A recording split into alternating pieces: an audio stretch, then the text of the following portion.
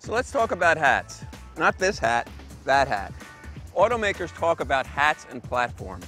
A hat is the top of the car, it sits on a platform. Over the last decade or so, they've tried to minimize the number of platforms and maximize the number of hats that sit on them.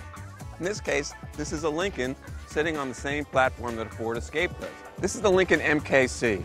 It's a small crossover luxury vehicle, and it's got a big job to do because it's up against some really significant competitors in Acura, in Audi, in BMW. So the MKC has a number of nice features. It's got a rear view camera, and it also has this gadget here. You just wave your foot in front of the tailgate and it comes up. Very handy if you have groceries in your hands or some kinds of packages.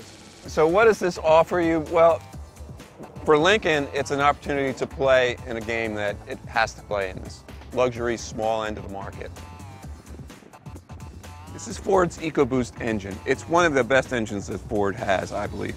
The EcoBoost engine gives you a pretty good mileage. You get up to 30 miles a gallon on a highway with the 2-liter version. This is a 2-liter 4-cylinder engine or 2.3. You get 240 horsepower on the smaller one, 285 on the bigger one. Either one is adequate. The EcoBoost engine doesn't give up anything to Ford and Lincoln's competitors. It's got plenty of power, even against some of the V6s that it's up against. A lot of these crossovers, even the luxury ones, don't offer a great amount of room in the back. And this is about like everyone else. It can be a little tight if the driver's tall in front of you. Over here it's a little bit wider. But again, it's very competitive. When I got into this car and saw this push-button transmission, I had to laugh. It seems like it's unique, but it's actually very old. It was around in the 60s, and I know my family had an old Plymouth that had this kind of push-button transmission. Anyway, welcome back, new transmission. This is the 2.3-liter all-wheel drive version. And it allows you to adjust the handling characteristics to normal or sport. The active safety systems in this car are really great. It has collision avoidance, it's got blind spot detectors. You pay up for it, but it really is worth it.